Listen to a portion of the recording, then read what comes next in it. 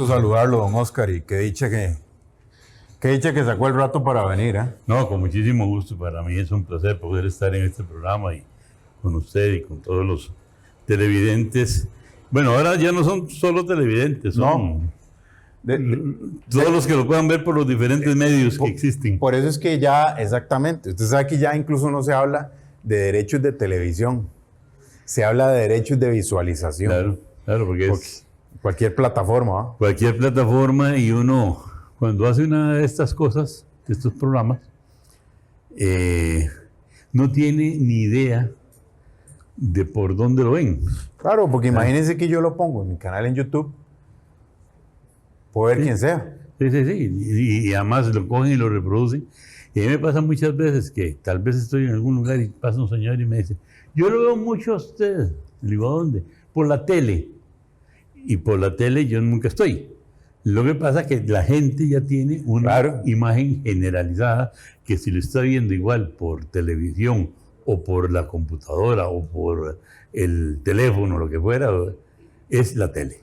Aparte, don Oscar, que le voy a decir yo a usted de televisión y de medios, ¿verdad? Y de radio. Si se hace un hombre criado en eso, y ya lo vamos a hablar. Yo no sé, usted tiene nietos. Bisnieto. Bueno, bisnietos. Imagínese. Es difícil verlos a ellos poner una pantalla. Es más fácil en un teléfono. Por supuesto. Ellos todo lo ven en el teléfono. Así, todo. Así ha cambiado, ¿verdad? Todo ha cambiado. Incluso, ¿sabe qué le quiero conocer su criterio? De la radio. ¿Qué piensa usted de la radio? Le pregunto de la radio porque pues su padre es quien fundó Radio América Latina, que fue una emisora... De los pioneros de la radio. Claro, y una emisora número 1 en sus momentos. Estoy hablando de finales de los 30, don Oscar. Papá fundó Radio América Latina en 1947, el 15 de septiembre de 1947. En la cual usted trabajó de todo. Por supuesto. Usted fue locutor, fue cabinero, vendedor. Soy lo completo. Sí. ¿Y qué piensa de la radio hoy en día? Vea, yo creo que el problema de la radio hoy día no es de hoy, sino que empieza ya a finales de los 60, principios de los 70. Yo en aquella época hice una frase que todavía alguien me la cobra. Yo dije que la radio ha dejado de ser radio para transformarse en rocolas con anuncios.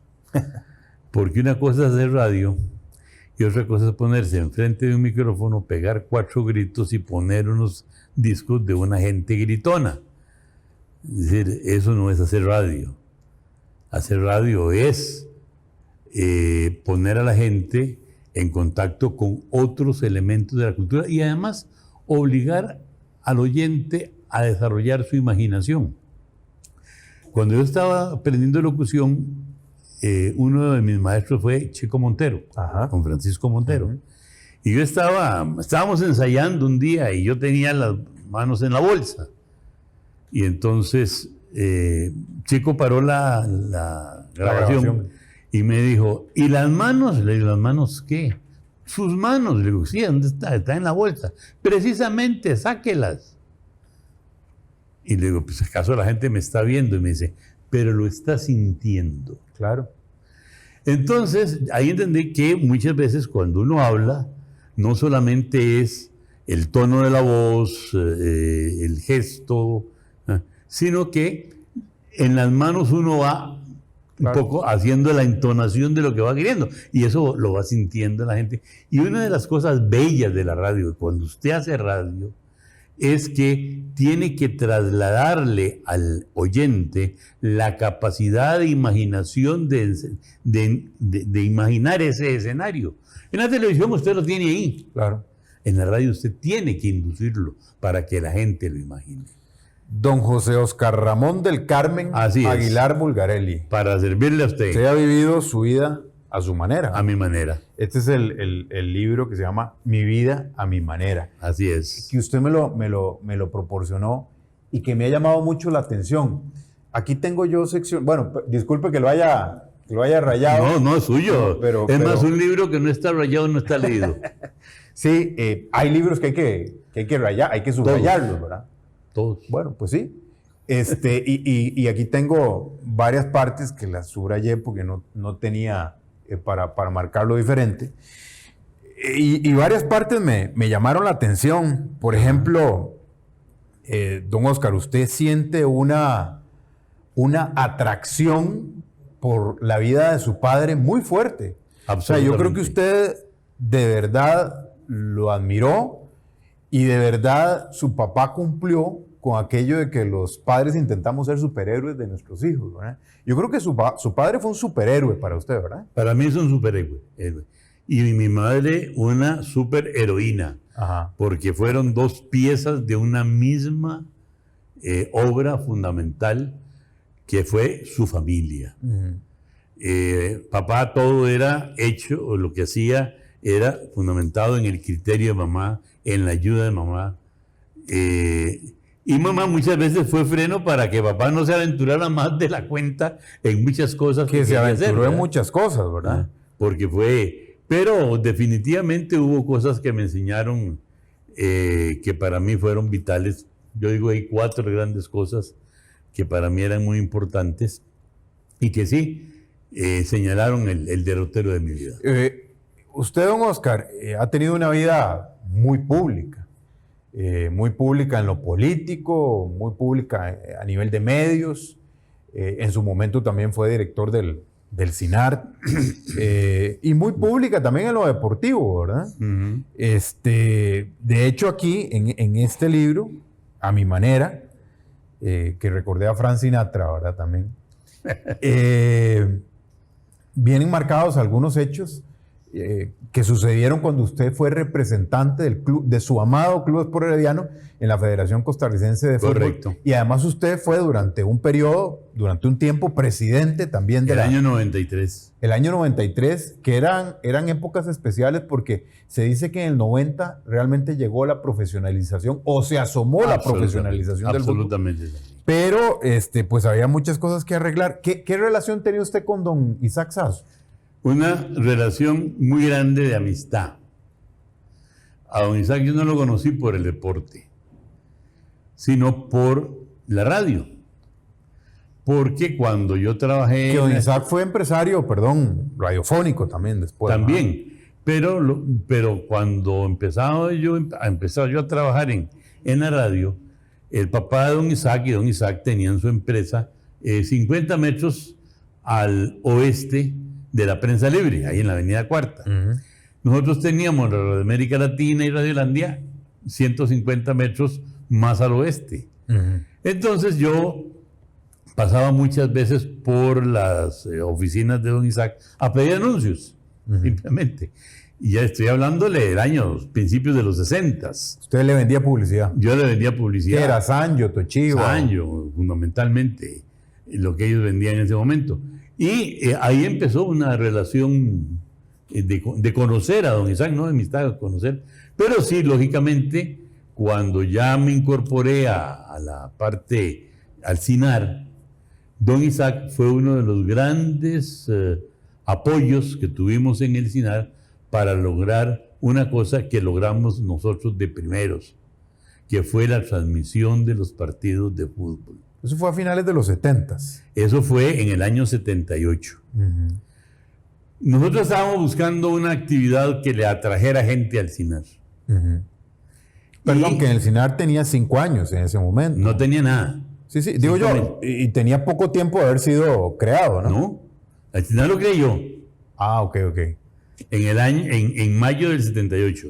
Lo que pasa que, resumido, por un lado estaban fundando Radio Nacional, por otro lado Canal 13, uno en el Ministerio de Cultura y otro en el Ministerio de Educación, separados sin ninguna relación.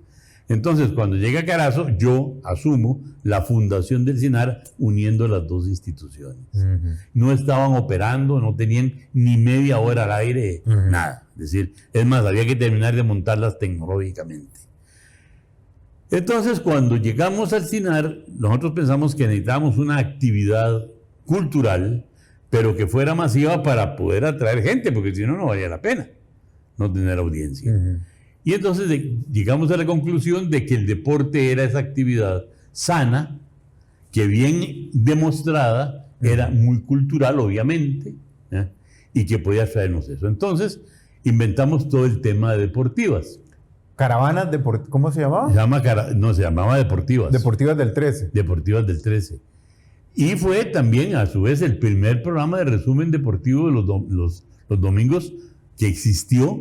Fue en Canal 13 Sí, con sí. José Luis Ortiz y Javier Rojas. Don Javier.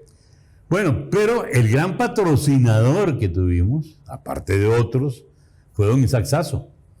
Porque ahí sí le reconozco que Javier y José Luis traían la relación comercial Claro. con don Isaac desde las famosas caravanas deportivas que creo que hacían por Radio Colombia, sí. o no me acuerdo cuál. Y por supuesto que ahí hice mucha relación con él, con otro personaje muy interesante, don Jorge Luis Villanueva Badilla, Ajá. con otro personaje muy importante que era el presidente de la Liga Deportiva Alajuelense que acaba de morir hace... Don Roberto. Don Roberto Chacón Murillo, que decía don Roberto Chacón Murillo una frase que a mí siempre se me quedó pegado. Don Roberto era un hombre muy perspicaz, muy inteligente. Y decía, es que hay gente que cree que uniendo dos tontos se hace un inteligente. Y dice, no, se hace un tonto más grande. Decía. Don Oscar, hacer un programa con usted es complicadísimo, se lo confieso, porque se me ocurren tantas cosas, ¿verdad? Que preguntarle, su vida ha sido tan rica en anécdotas. Su voz, usted sí la hereda de su padre, ¿verdad? Sí, claro. Porque esa es la voz de los Bulgarelli, decían siempre, ¿verdad? De los Aguilar. De los Aguilar, sí, el tono de voz. Mi hermano tiene una voz maravillosa también. Pero en Radio América Latina, ¿ustedes tenían deportes? En la América Latina llegamos a tener deportes, por supuesto. Es más, recuerdo una transmisión deportiva que fue en la que empezó José Luis Ortiz su carrera como locutor deportivo. Porque ya en Radio América Latina había hecho de 3 patines. En Radio América Latina había hecho 3 patines.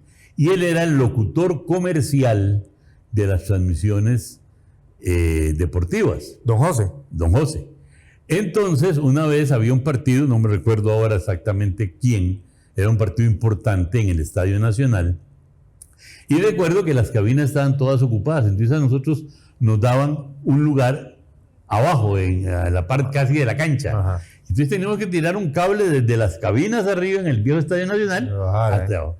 Ahí estábamos y el problema era que el locutor deportivo no llegaba. Y el narrador no llegaba. El narrador no llegaba y no llegaba. Y ya estaban los equipos en la cancha y no llegaba. ¿Y recuerda quién era el narrador?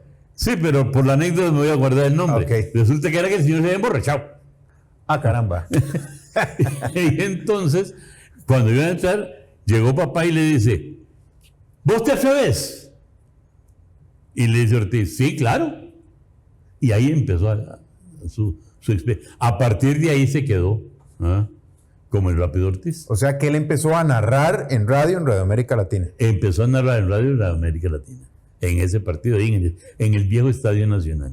Y bueno, es que hay tantas cosas interesantes, pero ¿en qué momento sale usted de Radio América Latina?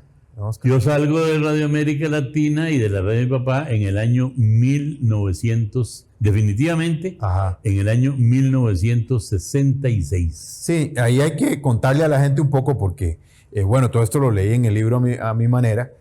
Don Oscar luego se fue a España a estudiar y tuvo la ayuda de mucha gente, don Ernesto Romo, el que le ayudó mucho, ¿verdad? Fabuloso, don que incluso es la casa donde usted vive, ¿verdad? Una casa que usted dejó no dejó de pagar. Usted fue y... El lote. El lote, perdón. Usted prácticamente que lo entregó, le dijo don Ernesto, me tengo que ir, me voy a estudiar a España, y don Ernesto le dijo, tranquilo, cuando usted regrese me sigue pagando.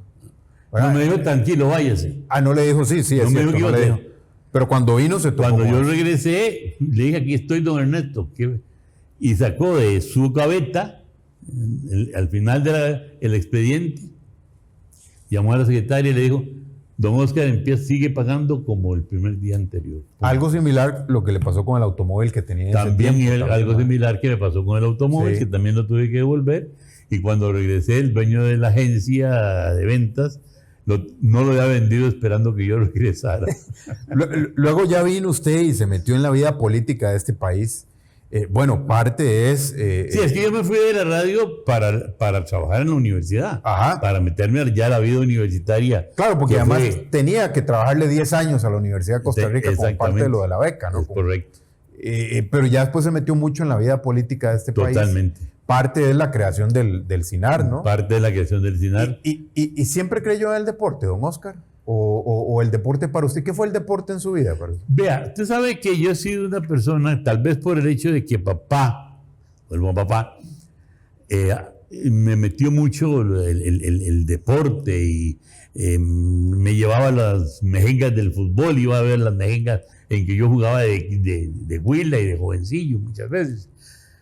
Papá fue representante del Club Sport Herediano en la Federación Costarricense de Fútbol allá por los años 30 y siempre estuvo muy ligado a Herediano. Toda su familia es aficionada al Herediano, digamos. Mi familia es aficionada al Herediano. Todavía no tengo alguno que se haya... Que se hayas volcado. Hay por ahí un sapricista, yo lo quiero mucho.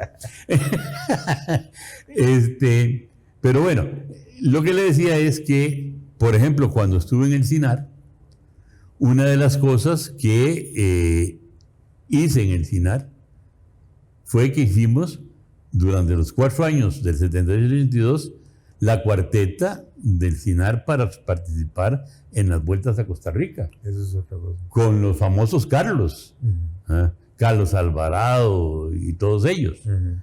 ¿Y por qué? Porque aparte del interés comercial y de audiencia que puede tener aquello, de tener las transmisiones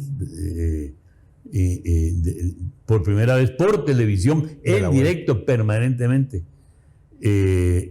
para mí era una afición. Y lógicamente después, cuando en el año 83 don Isaac me ofreció ser primero directivo del Herediano y después que representara al Herediano en la Federación Costarricense de Fútbol, se lo acepté de mil amores, porque quería un poco variar. Es decir, en aquella época era No, porque usual. su señora le pidió a usted que dejara de andar alterando la paz familiar y se dedicara supuestamente a algo más tranquilo.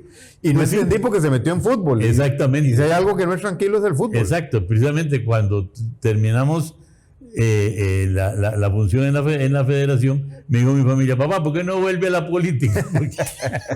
Don Oscar, vamos a ir a la pausa Sí, y vamos a regresar. Es bien difícil llevar una entrevista ordenada con usted, pero No, bueno, no, hágala de eso. el asunto es que sea entretenida. Aquí casual, junto a don Oscar. Precisamente porque es casual. Ajá, ciertamente. Aquí casual, junto a don Oscar Aguilar Bulgarelli.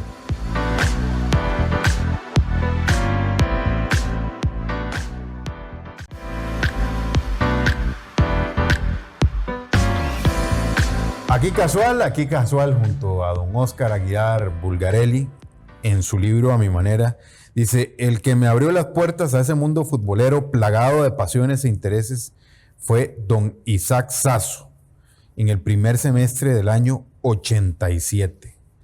Pero es lo que usted pone, eso es lo que usted escribió. Dice: me permitió conocer muchas facetas de aquel mundillo lleno de zancadillas, pellizcos, mordiscos y también de cosas tanto nobles como hermosas. Era tan complejo y tan expuesto a la crítica pública que la política parecía un juego bastante menos complejo y peligroso para la salud emocional de cualquiera. ¿Y usted se había ido de la política? Buscando paz. Buscando paz. ¿Qué Como tal dicen popularmente, me enchulé. de Guatemala a Guatepeor? De Guatemala a Guatepeor. Pero a resumidas cuentas, porque hay que contarle a la gente que usted entró como representante del Herediano antes de Italia 90, por Sí, lo tanto. no, yo estuve en el comité director que preparamos el viaje a Italia 90. Usted fue el que votó a Gustavo de Simón, entonces. Sí. Pero no, es que por lo que leí Sí, aquí, sí, sí, no así se lo es. digo, sino porque don Gustavo era incluso aquí usted dice que por eso lo que uno escribe uno. ¿va? Sí, Usted sí, aquí- sí, es así. Usted aquí dice que don Gustavo le faltaba un poco de autoridad, ¿verdad? Bastante. Y que usted incluso reunió al comité director, don Longino Soto, que era el presidente, estaba de vacaciones, no lo encontraron, usted hizo el quórum y ahí es donde llaman a cuentas a don Gustavo, ¿verdad? No, se lo aclaro. Ajá. habíamos empatado 2 partidos con Panamá. Uno en Panamá, había empatado uno y ganado otro, Ajá. pero el asunto es que jugamos en Guatemala y perdimos ese partido en Guatemala, que era determinante, y teníamos otro partido de la selección a 3 semanas vista, y todos estábamos muy asustados. Entonces llegó don Gustavo y dio su informe al comité director completo. Ujú. Y yo, que tenía relación con algunos de los jugadores, les había preguntado que qué pasaba. Y entonces muchos me habían dicho que se sentían desmotivados. Entonces yo le pregunté, don Gustavo, tengo entendido de que hay mucha desmotivación dentro de la selección. Se les ve en la cancha. ¿Qué hace usted para motivarlos? Y la respuesta fue muy clara. Y la tengo muy presente. Y eso enterró a don Gustavo. Me dijo, y dígame una cosa, ¿y a mí quién me motiva? Yo dije, esto no tiene remedio.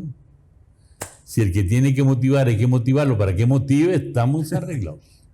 ¿Y estuvieron de acuerdo con usted el resto de asambleístas? Y eso fue en el comité director. Ah, ok. Ese día, bueno, yo le hice ver eso a Gustavo. Entonces, vino la siguiente sesión en donde, es decir, fuera de sesión, todos dijimos esto hay que acabarlo. Y tratamos de hacer esa segunda sesión, que coincidió con la Semana Santa. Y no logramos encontrar a don Longino Soto, que se nos fue a esconder allá en no me acuerdo qué playas del Pacífico. Entonces yo sí promoví una reunión del comité director. Yo era vocal, presidido por quien le correspondía en ausencia del presidente. Se reunió y decidimos ese cambio de don Gustavo a la dupla don Antonio Moyano Reina y Marvin. Que esa fue una sugerencia que le hizo don Isaac. Usted llamó a don Isaac. Esa noche, cuando decidimos destituir a don Gustavo, en el comité director dijo, bueno, ¿y ahora qué hacemos? Y la decisión fue que muchos llamáramos a personas que conocíamos para pedirles un consejo. Uh-huh. Claro, no teníamos celulares como ahora, había que ver, la federación tenía 2 líneas, y yo realmente hablé con don Isaac, y cuando terminamos las conversaciones, nos reunimos inmediatamente, y entonces yo le dije, miren, don Isaac sugiere que hagamos esta dupla. Tome usted en cuenta que los dos venían de hacer campeones al Club Sport Herediano. Cierto. Habían trabajado con don Isaac. Uh-huh. Y bueno, se aceptó la idea y se llamaron a los dos, y los dos, en una actitud muy positiva, aceptaron, y se hizo esa dupla que llegó prácticamente hasta 2 partidos antes de la clasificación, porque ahí se deshizo por voluntad de don Antonio Moyano. Aquí en otra parte pues usted de verdad yo creo que ha vivido su vida a su manera, te ha sido beligerante, ha sido crítico. Absolutamente. ¿Cuál es su relación, don Óscar? ¿Cuál ha sido su relación con la prensa? No solo la prensa deportiva, sino la prensa. Porque, a ver, y aquí tal vez peco yo porque doy por aludida a la prensa. Adelante. Dice usted, tomamos conciencia que todo lo resuelto aquella noche nos iba a provocar dolores de cabeza. Los, entre comillas, sabiondos de siempre nos dirían improvisar. ¿Los sabiondos era la prensa deportiva?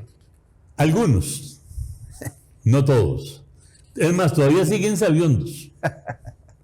Todavía hacen sabiondadas por la tele. Ya con un poquito más de canas que aquella época. Ah, ya sé a quién se refiere, un buen amigo mío. No estoy refiriendo a nadie. Hay varios. Ahí sí. Pero no, mi relación con la prensa siempre ha sido muy buena. Mire, cuando fui diputado fue la prensa la que en 2 oportunidades me eligieron mejor diputado. Cuando estaba yo en la federación, tenía magníficas relaciones con muchísimos de los periodistas. Yo siempre he tenido muy buena relación con los periodistas. Ahora, que los dueños de los medios no me saquen porque les digo lo que son, eso es otra historia. Como lo hago en la dictadura, en mi libro de Costa Rica, Dictadura Mediática. Sí. Pero con el periodista como tal, como trabajador, como profesional, siempre he tenido muy buena relación. Don Oscar, con la gran mayoría. Sí, porque con Everardo Herrera usted tuvo un encontronazo en aquel tiempo. Pero Everardo es buen amigo. Sí. Es más, de hecho, después trabajó en el CINAR, recuerde. Sí, claro. En titulares deportivos. Sí. Que usted había regresado al CINAR. Además, Everardo comenzó sus labores en América Latina. Sí, es correcto.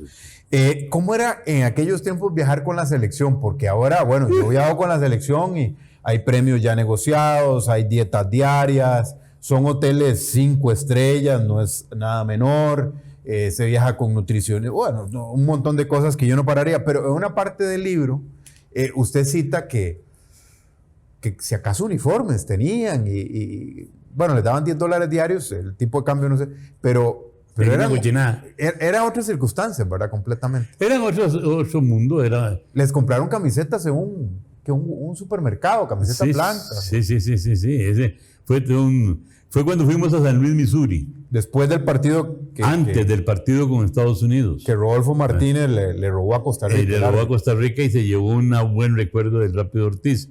Que en el aeropuerto... En el aeropuerto. Lo puteó, ¿verdad? Literalmente. Sí. Literalmente. Bueno, el tema es que cuando usted me dice cuál es la diferencia es enorme. Nosotros llegamos al punto de no tener dinero para alquilar los buses para que fueran los jugadores a entrenar.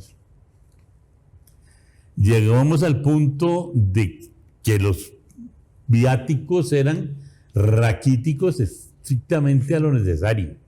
O sea, pague el hotel, pague la comida, y a los jugadores se le daban como viáticos de bolsillo, que se llamaba $10. Es decir, que en cualquier momento es una verdadera porquería. Pero no había más. Había una situación económica fatal. Vea, esto que cuenta usted de las camisetas blancas, muy sencillo. Fuimos a San Luis, Missouri, a jugar el partido con Estados Unidos. La tarde del día anterior fuimos a reconocer la cancha. Los jugadores se pusieron el uniforme de entrenamiento. Y tal. O sea, llevaban el de entrenamiento y el de juego. Y el de juego, y sin buzos y sin cosas, ni trajes de lujo, ni nada. Y cuando llegamos a comer, los jugadores iban entrando en sus ropas paisanas. Sí. Y el gerente del hotel me dijo que no podían entrar a comer porque no tenían uniforme. Digo, mire, pues es que si ponemos el uniforme que tenemos, es con el de que juegan mañana. No pueden. En eso, uno de los jugadores de la selección, Germán Chavarría, me dijo, Oscar, ahí enfrente hay un supermercado, a lo mejor conseguimos algo que nos sirva. Y nos fuimos, y en efecto, conseguimos unas camisetas blancas a $1, medio dólar cada una, que las compré, y todos les puse camisetas blancas y jeans, y con eso entraron uniformados a comer. Es decir, esa era la selección. Nada de uniformes de lujo que valen $1 millón de colones cada uno. Nada de hoteles de lujo. Nada de un hotel de lujo ahí en las oficinas en Santa Ana. Nada de camiones, de autobuses Mercedes-Benz. ¿Y cómo eran los jugadores con ustedes, los directivos, en ese tiempo? ¿Eran comprensivos ante esa situación? Sí. Vea, había un pequeño sindicato, la verdad se lo digo. Pero eran personas con las cuales se podía conversar, es decir, Redford, Guimaraes y Roger Flores. Era una especie de sindicato con el que se negociaba esto, lo otro, pero eran personas con las que uno no tenía ningún inconveniente de sentarse a conversar. ¿Ah? Y con lo demás era un trato absolutamente afable. Es más, le voy a decir, cuando hicimos el cambio de entrenadores, uno que nos criticó mucho fue don Hernán Medford. porque decía que estábamos improvisando y que no sé cuánto, y creo que el mismo Guimaraes. Lo que pasa es que no sabían lo que había pasado, ni tampoco íbamos nosotros a poner a divulgar las cosas en aquel momento. Pero no, la relación era una relación afable. A mí se me ha olvidado, don Oscar, que, y usted lo cuenta en su libro también, que usted era presidente de la federación en 1993 cuando se va aquella, yo digo, gloriosa Copa Oro. Ajá. Yo recuerdo esa Copa Oro porque realmente las expectativas eran muy pobres, ¿verdad? Pobrísimas. Yo recuerdo un jugador que creo que estaba con limón, que el taco de él, el zapato, estaba con tape. Sí. Con masking tape, blanco. Se me escapa el nombre, pero... No lo recuerdo. Pero cuidado si no lo recuerdo ahorita. Y además fue una postal que me quedó a mí grabada porque la televisión lo enfoca al futbolista con el taco, con masking tape. No había un centavo. No, evidentemente no. Y sin embargo se hizo una presentación más que digna. Se le ganó creo que Estados Unidos, con México se llega a la... Con México. Claro. Nosotros de esa presentación muy novatos, el tercer lugar. Tercer lugar con jugadores muy novatos. Sí. Creo que estaba Lonis, era el portero. Sí. Eran muchos de ellos habían estado haciendo trabajo con sus equipos ya en primera división, pero eran muy novatos.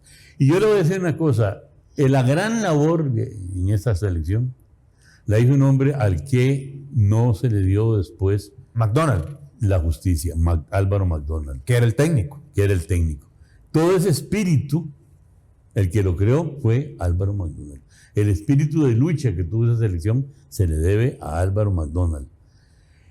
Y a McDonald se le había ofrecido incluso mandarlo becado a estudiar a Alemania, si mal no recuerdo. En eso vino el cambio de federación. Los que estábamos no fuimos y los que vinieron no cumplieron. Y en eso, pues McDonald siempre tuvo un reclamo, a mi juicio absolutamente justificado, porque había hecho más que méritos para que la federación cumpliera en ese aspecto. Don Oscar, antes de ir a la pausa también, yo recuerdo ese partido cuando escogen al Herediano como selección, que me imagino fue muy grato para usted, porque usted todavía era presidente de la federación. Así es. Para ir a Arabia. Porque yo creo que, recuerdo que la Liga Deportiva Alajuelense en el 86 también fue base de la selección en un encuentro que se fue a jugar a Canadá. Pero es que aquí era el Herediano. Ahí era el Herediano. Creo que era José Heikel y alguien más, ¿no? Nada más Heikel y alguno más. Sí, y después el Herediano. Total. Y fueron a jugar contra Arabia. ¿Cómo se dio eso? ¿Por qué escogieron Porque don Isaac era el vicepresidente de la FIFA. Y un día me llamó y me dijo, don Oscar, hay una oferta para ir a jugar a Arabia, 2 partidos de la selección de Costa Rica y pagan $100,000. Ah, caramba. En 1993. En 1993 que era. Y yo dije, esto es una maravilla, es más con el estado financiero y de deuda que habíamos heredado incluso. Y le digo, bueno, me parece bien, pero el problema es que no hay selección. Me dice, vea. Sí, que en ese tiempo la selección no era un equipo de siempre. No. Se armaba ahí para la eliminatoria. Entonces me dice, vea, ellos lo que exigen es que haya 6 o 7 jugadores de Italia 90 en la selección. En el Herediano hay 6 o 7. Y podemos llevar, por eso fue Heikel, para terminar de ajustar, recuerdo el número. Y podemos pedir y que vaya el Herediano investido de selección. Entonces yo lo propuse a la comité director y digo, mire, hay esto. Claro, era mucha plata. Ahora, ¿qué pide el Herediano? Vamos al serrucho. Sí. 50,000 para el Herediano, 50,000 para la federación. Yo le llevé a la comité director lo aceptó. Y vámonos. Y nos fuimos. Y ahí cuenta usted una anécdota, ¿cómo le pagaron, verdad? Bueno, sí, esa fue una cosa impactante para mí porque es la primera y la única vez en mi vida que lo he visto. Yo iba la última noche ahí en Arabia, usted va a lo que va y terminó lo que va, váyase de aquí. Entonces jugábamos el último partido de noche, nocturno.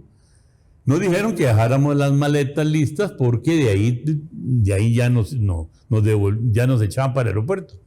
Pero yo pensé que volveríamos al hotel, lógicamente.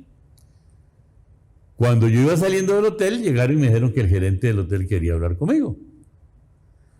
Yo era el jefe de la delegación. Entonces llegó a la gerencia del hotel y me dice, mire, es que aquí le dejaron esto, y me da un maletín ejecutivo de esos, ¿eh? Y lo abro, $100,000 en efectivo, en billetes, sin estrenar nueviticos, ¿sí? Le digo, ¿y esto? Me dice, ¿y su pago? Yo pensé primero que me pagarían con un cheque, un giro, lo que fuera. Digo, mire, yo no puedo llevar esto así. Al estadio. Al estadio, además. No, vaya, tranquilo, no se preocupe. Ya ves, eso es suyo. Mire, no tengo ni que llevarlo. No, si el maletín también es suyo. No sé. Y no le da miedo ir al Bueno, ahí es otra cosa. Bueno, es que ahí usted sabe que en Arabia el que roba se muere, pero sí. Además yo iba al palco oficial. Merece un programa. Claro. Relatar aquello. Pero ¿cómo hicieron para meter el dinero a Costa Rica? Porque bueno, hoy en día, digamos, usted puede meter $10,000 claro. por... Entonces, exactamente, en aquella época el mismo problema. De ahí, lo que hicimos fue que dividimos puñitos entre todos los jugadores. Qué cosa, ¿verdad? Todos llevaban 10,000. Y con eso, en el aeropuerto de Londres, yo repartiendo puñitos. Don Isaac y yo, porque iba a Don Chaco también, ¿verdad? Repartiendo puñitos y después y todos los jugadores, en mi acuerdo, estaban las maletas de los jugadores en una esquina de la sala de espera, porque hay una estadía de 7 horas había que hacer en Londres. Sentados en la maleta. Sentados en la maleta. Claro, con $10,000 cada uno. Don Oscar, tenemos que ir a la pausa. Ya vamos a continuar con don Oscar Aguilar Bulgarelli.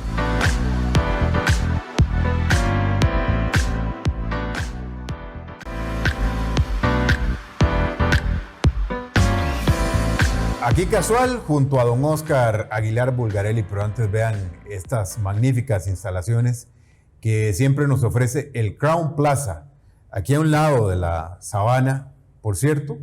Don Oscar, que es historiador, un hotel con historia y con historia larga. Con historia. Sí, pero larguísima. El Crown Plaza, aquí usted puede realizar sus actividades de empresa, actividades privadas, en fin, completamente recomendado. Desde aquí hacemos siempre casual. Porque no lo había citado, que usted es historiador, ¿verdad? Aunque quiso estudiar, Derecho. Y creo que administración. No, los números no eran amigos suyos. Pero derecho. Por el horario que le facilitaba la Escuela de Historia y Geografía de la UCR, fue que usted escogió. Sí, porque para estudiar Derecho había que ir en las mañanas y yo tenía que trabajar vendiendo publicidad, ¿verdad? Exactamente. ¿Qué le dejó su paso por el fútbol? ¿Qué le dejó, don Oscar? Amistades. Yo diría más amistades que otra cosa. Bueno, muchas satisfacciones, es decir, llevar y entregar el trofeo de campeón herediano en el año 93. Cierto, sí. Lo tengo ahí. Pero me dejaron muchas amistades y muchas satisfacciones en el sentido personal.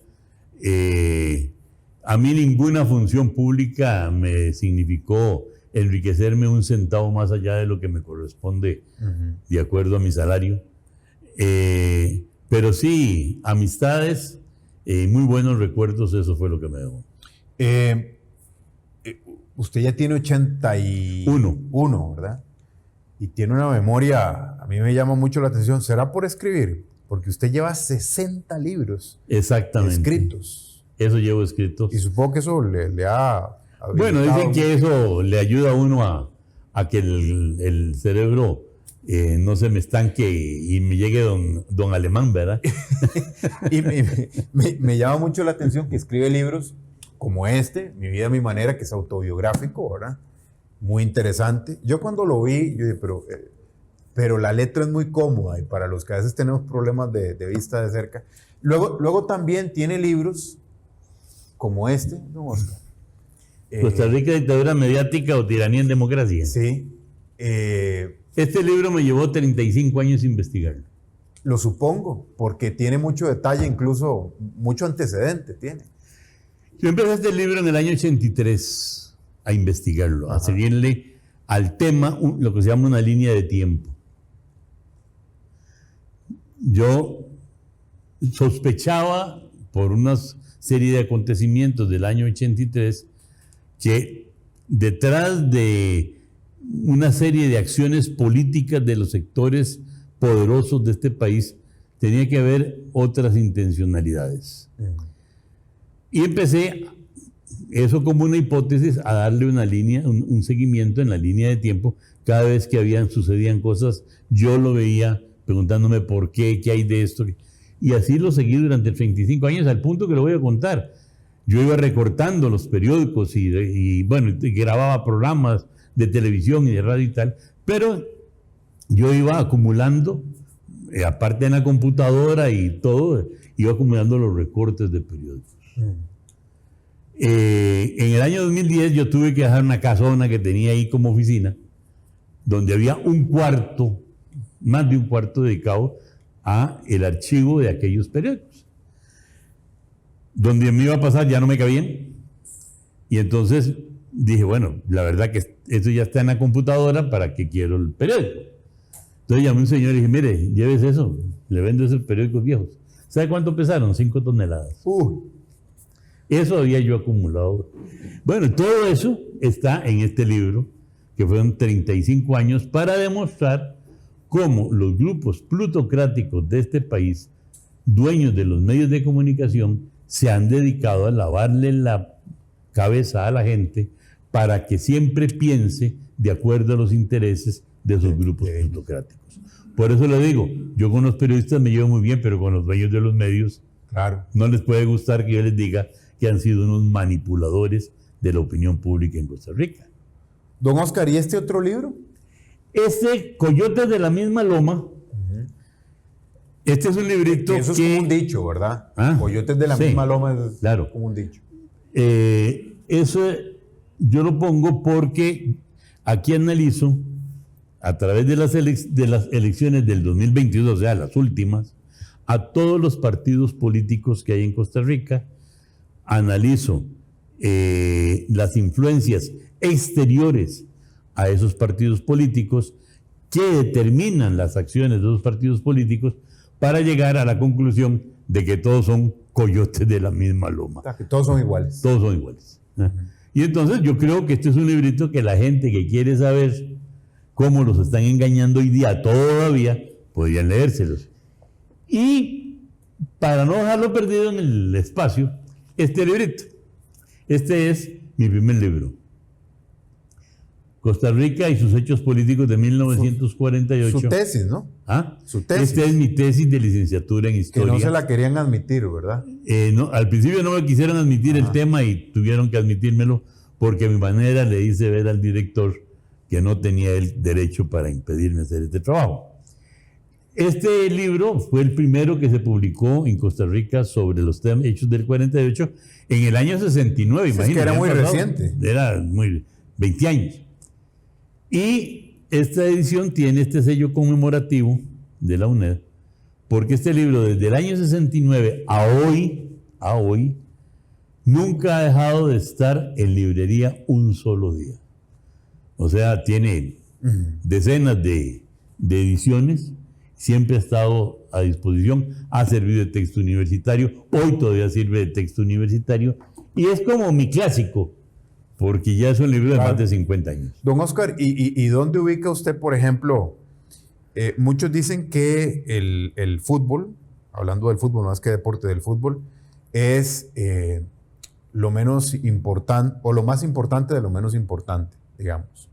¿Usted dónde ubica el fútbol? Digo, porque el fútbol, si bien es cierto, si perdió el Herediano ayer, no, empatamos. No, empató, pero si hubiera perdido, no le cambia a usted su vida. Usted desayuna igual, come igual, todo igual. Pero la política sí puede generarle un cambio en su vida, ¿verdad? Por supuesto. Pero ¿usted dónde ubica el fútbol? Por eso, en la vida de un país, en la sociedad de un país, ¿dónde ubica el mundo? Se lo ubico. En el mundo, sí. Ve, hay un autor italiano que tiene un libro muy lindo, que se llama Lo trascendente de lo intrascendente. Y entonces, él habla, o es un libro dedicado al análisis de la cultura. ¿Por qué? Todavía, hace 2 días vi a un fulano ahí, esos que andan en la política, diciendo que se van a poner, que hacen carreras intrascendentes.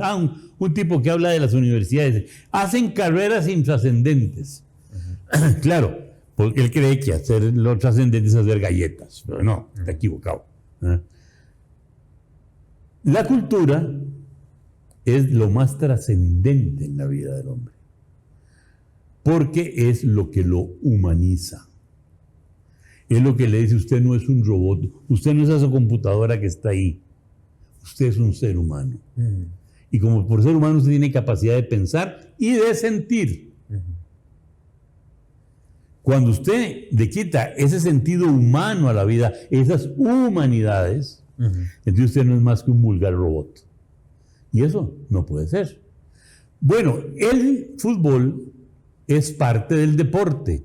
El deporte es una de las actividades culturales esenciales del ser humano. De ahí que no es que se gane o se pierda, no es que se haya convertido en un negocio de unos y de otros. No, es que es una actividad intrínseca del ser humano en tanto actividad físico-deportiva y forma parte esencial de esa estructura humanística de la persona. El hecho de que mi equipo gane, pierda, me duela o no me duela, me alegre o no me alegre, es cierto, afecta un sentimiento. Sí, claro. Pero es que me está recordando, a su vez, de que yo soy un ser humano que siento. Ahora, ¿qué importancia tiene? Bueno, posiblemente no arregle el camino a costa, pero arregla mi camino a la vida, que es más importante. Esa es la diferencia. Y por eso es importante, y por eso hay que tomarlo en cuenta. Yo muchas veces he criticado, no digo que no, que hemos llevado a la gente en este país al punto de que solo le interesan dos balones, digo yo, el de fútbol y el de silicona. El de silicona no le doy la menor importancia, pero al de fútbol sí le doy importancia. Lo malo es que la gente crea que ese es el mundo también. Exacto, que solo eso es el mundo. Que solo eso es importante. Entonces, que mientras nos destrozan Gandoca Manzanillo, a la gente le interesa más cómo le fue al monstruo el domingo pasado. Eso es lo que no puede ser. O sea, el orden de las cosas hay que hay que saber, prioridad. hay que tener prioridades. Claro. Ahora, si usted me dice que la gente no vaya a hacer una manifestación en favor de la selección, eso es una barbaridad. Es decir, yo cuando veo jugar la selección nacional, de entre las cosas que me fijo es cómo cantan los jugadores el himno. Claro. La devoción. Sí, por cierto, en uno de esos partidos vi a ese muchachito Ugalde, con la boca cerrada. Digo, ¿qué es que en Rusia no le enseñan a este muchacho cantar el himno nacional tampoco? ¿Por qué? Porque ahí están diciendo que están identificados con. Los colores son una identificación con nuestra nacionalidad, con nuestros valores. Con nuestros valores. Yo me alegro cuando veo una manifestación en favor de la selección, que la gente se alegra. Que se alegren, pero que también igual se manifiesten para celebrar el 15 de septiembre. Que vuelvan a aprender los himnos patrióticos. Cuando yo veo a los gobernantes, no los de actuales, sino desde hace tiempos, que para ir a un acto cívico tienen que llevar los himnos que van a cantar por escrito porque no saben ni siquiera el himno nacional, yo digo, ¿cuál es el sentido patriótico que pueden tener esta gente? Porque el himno lo que tiene de importancia no es sabérselo de memoria, sino interiorizar la letra, que la gente entienda que es no ser un siervo menguado. Bueno, eso lo hemos perdido, pero no por culpa del fútbol, sino que lo hemos perdido por culpa de un proceso de destrozo educativo, cultural del país en su totalidad. Don Oscar, se nos acabó el tiempo, pero le agradezco mucho porque primero entrevistarlo a usted es muy complicado por la cantidad de callejones por los cuales uno se puede ir, pero es a la vez entretenido, ¿verdad? Y yo creo que es parte de lo bonito y se nos quedó todo lo de su vida prácticamente. Pero que usted haya sacado el tiempo para venir, eso a mí me honra mucho. Y se lo agradezco, don Oscar. No, créame que el más agradecido soy yo porque, pues, pocas veces también la gente dedica un ratico para hablar de uno. por lo menos mal. No, para hablar mal sí dedican tiempo. Sí, sí, pero eso es... Como decía Joaquín Pardavé en aquella famosa película mexicana, esos son pelillos a la mar. Sí. O sea, no hay que hacerles caso. Gracias, don Oscar. Ok. Aquí hemos estado, casual, junto a don Oscar Aguilar Bulgaret.